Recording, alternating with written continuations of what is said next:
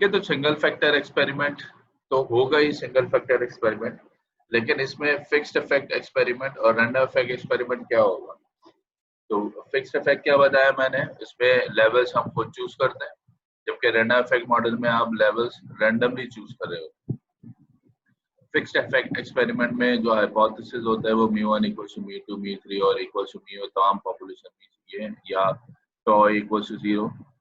और random effect experiment में आपके पास हाइपोथेसिस क्या होता है, variance of treatment equals to 0 and variance of treatment is greater than 0। और थर्ड मैंने आपको क्या बताया कि फिक्स्ड इफेक्ट एक्सपेरिमेंट का कंक्लूजन को आप पूरी पॉपुलेशन पे एक्सटेंड नहीं कर सकते, सिर्फ उन्हीं लेवल्स पे अप्लाई करेंगे जो आपने चूज किए, जबकि रैंडम इफेक्ट एक्सपेरिमेंट के कंक्लूजन को आप पूरी पॉपुलेशन पे एक्सटेंड कर सकते हैं। तो इसके हमने एक प्रॉब्लम भी किया था सॉल्व, जिसमें आपको ये बताया गया था कि रैंडम इफेक्ट एक्सपेरिमेंट कैसे है। एग्जाम्पल 3.11 पढ़ लें दोबारा से ही। Example 3.11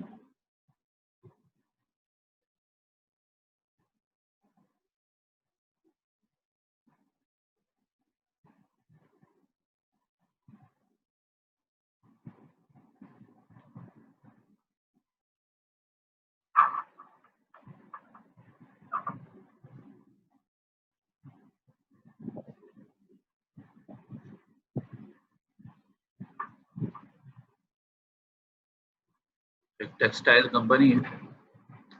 A textile company weaves a fabric on a large number of looms. It would like the loops to be homogeneous so that it obtains a fabric of uniform strength. The process engineer suspects that in addition to the usual variation in strength within samples of fabric from the same loom, there may also be significant variation in strength between looms. So to investigate this, वो जो looms की variation है उसको investigation के लिए क्या किया इन्होंने, she selects 4 looms at random। ये जो यहाँ पर 4 looms को randomly select किया गया है, इसका मतलब क्या कि looms की एक बहुत बड़ी population थी, उस population में से इन्होंने कितने looms select किए हैं, 4। और कैसे select किए हैं, randomly।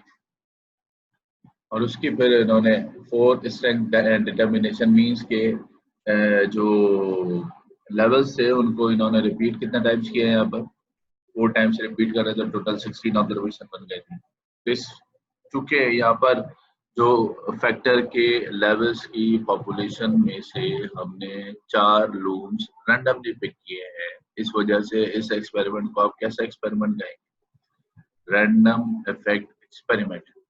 और ये रैंडम इफेक्ट एक्सपेरिमेंट पर जो हाइपोथेसिस होगा वही सेम अप्लाई करेंगे जो हमने प्रीवियसली अभी जो आपको बताया कि हाइपोथेसिस क्या होगा, h not over sigma square equals to this and sigma square is not equals to this. तो यहाँ देखिए जरा, वही सेम इसका प्रोसीजर है। इस सम ऑफ स्क्वायर ऑफ आप क्या फाइंड करेंगे, लूम्स फाइंड करेंगे, sum of square of total कैसे, वही सेम प्रोसीजर जो इससे पहले आपने एनालिसिस ऑफ वेरिएंस या अनोवा के लिए आपने किया। और वो एरर कैसे आएगा, by subtraction. Degree of freedom आपके पास, टोटल लूप्स कितने थे, 4, ट्रीटमेंट 4 थे, तो 4 - 1। टोटल ऑब्जर्वेशन कितनी थी, 16। तो देखिए टोटल का डिग्री ऑफ फ्रीडम क्या होगा, 16 - 1 15। और मीन स्क्वायर तमाम चीजें, और फिर उसके बाद पी वैल्यू 0.001 बहुत ही स्मॉल है, अल्फा से छोटी है। अल्फा क्या है, 0.1 0.05 और 0.01 जो भी आप यूज करें, सबसे छोटी आ रही है तो रिजेक्ट कर देंगे। और रिजेक्ट का मतलब क्या होगा कि लूप्स की जो वेरिएशन है यहाँ पर वो सिग्निफिकेंट है।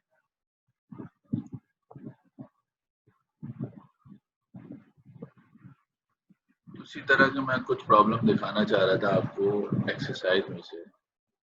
देखते हैं जरा एक्सरसाइज में इस तरह के अगर कोई प्रॉब्लम है तो,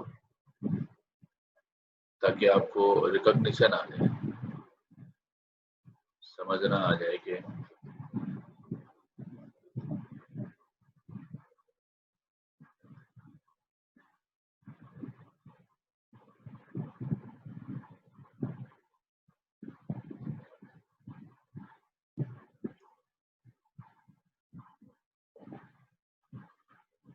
आ गए भैया नस्सा।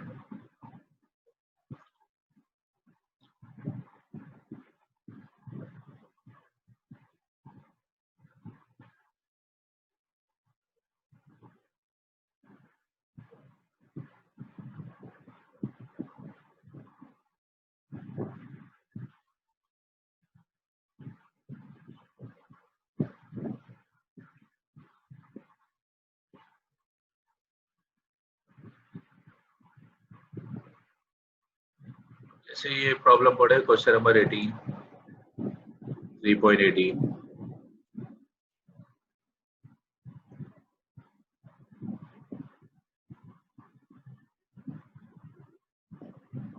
ये बेटा ये आपको खुद करना है ना, सेम क्वेश्चन है।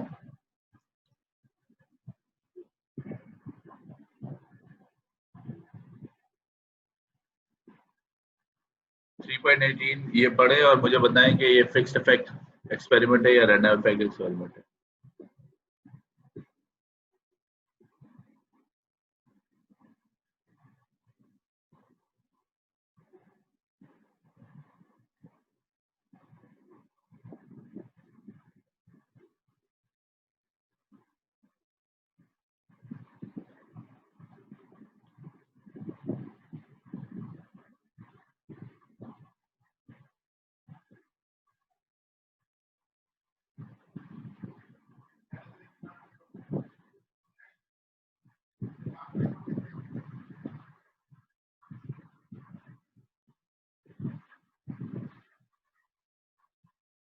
कैसे पता लगा ये रैंडमाइज्ड एक्सपेरिमेंट है?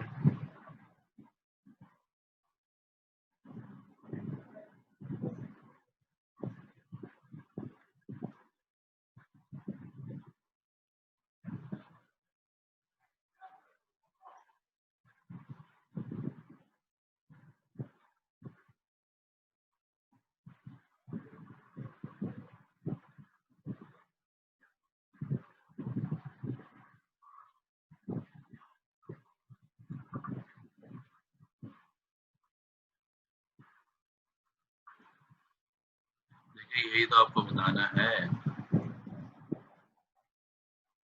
ऐसा नहीं है। देखें, सिंगल फैक्टर एक्सपेरिमेंट को कंप्लीटली रैंडमाइज्ड एक्सपेरिमेंट कहा जाता है, CRD। अगर आपको याद हो, आपने 4th सेमेस्टर में पढ़ा था CRD, RPD, LSD, completely randomised design, randomised block design, Latin square design. तो बिल्कुल वही है।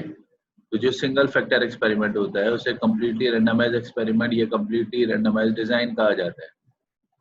अब मैंने जो आपको अभी पॉइंट्स बताए हैं कि फिक्स्ड इफेक्ट एक्सपेरिमेंट और रैंडम इफेक्ट एक्सपेरिमेंट, क्या वो वाले पॉइंट्स यहाँ पर नजर आ रहे हैं?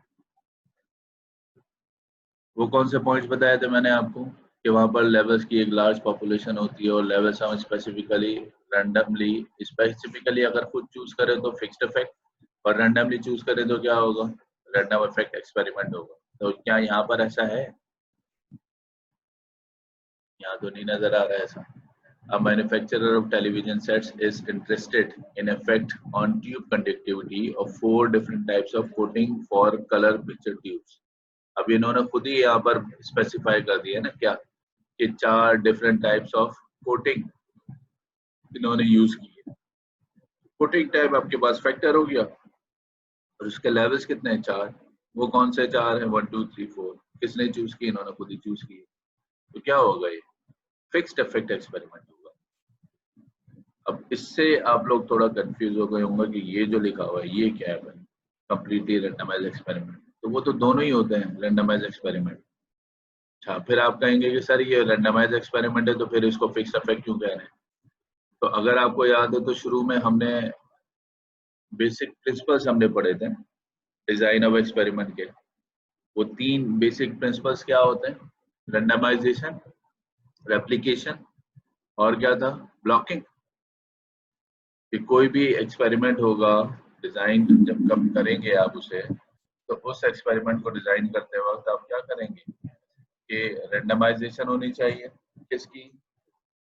जो हम ट्रीटमेंट की एक्सपेरिमेंटल यूनिट्स पर जो एलोकेशन करेंगे वो रैंडम होनी चाहिए, रेप्लिकेशन होनी चाहिए कि एक से ज्यादा मरतबा आप रिपीट करें, और अगर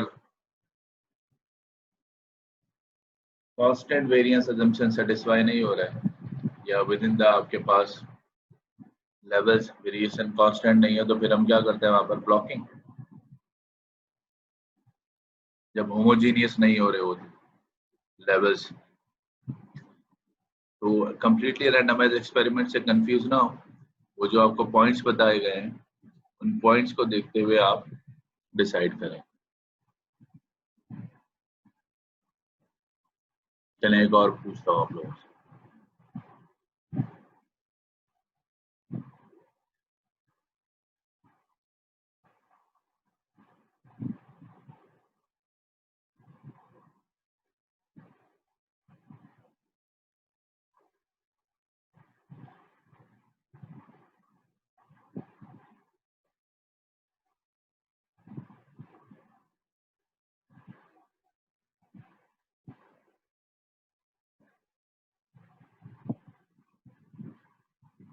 चले इसका बताएं, क्वेश्चन नंबर 26, ये 3.26।